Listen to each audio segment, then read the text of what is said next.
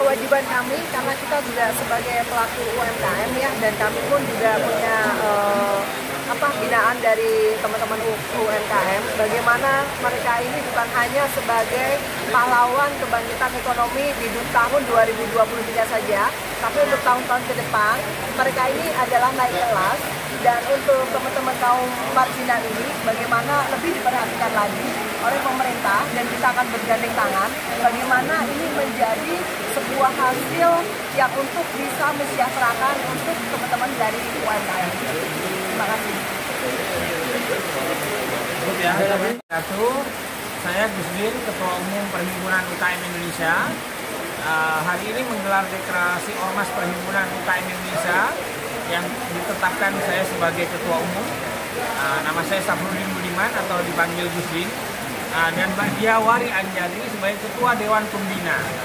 Beliau seorang pelaku UKM dan senior di UKM, tokoh aktivis perempuan. Terus ada Mas Heru sebagai Wakil Ketua Umum. Heru siapa Mas? Cipto Nugroho untuk terlibat menyusun kepengurusan nantinya. Mas Andrianto.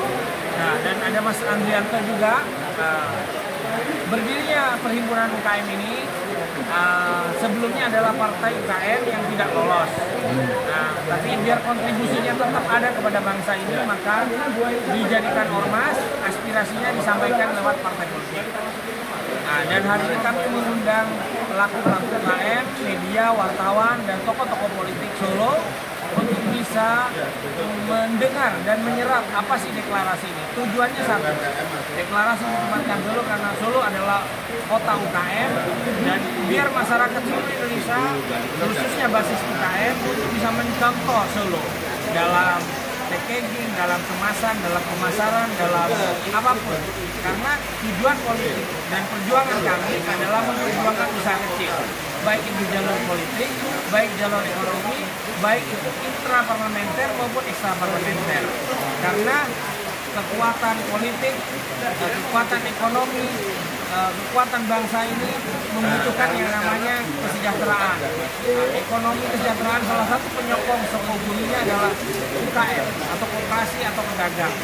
Dan hari ini kita deklarasikan, insya Allah akan dideklarasikan di 38 provinsi dan sekitar 500 lebih seluruh Indonesia akan menjadi ormas yang kita legalkan lewat Mendagri, Menkumham, lewat Menteri Perdagangan, dan inilah pendiri-pendirinya dan kita akan terus berjuang.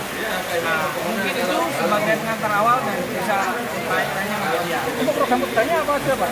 Program kerjanya adalah inkubasi bisnis, pemberdayaan ekonomi, pendampingan atau advokasi pada pelaku UKM.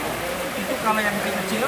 Kalau yang besar adalah pembuatan regulasi atau rancangan atau perda atau rancangan undang-undang usulan kepada pemerintah tentang pemberdayaan ekonomi, tentang koperasi, tentang perlindungan terhadap kaum marginal, dan bagaimana undang-undang pemulihan ekonomi pasca Covid.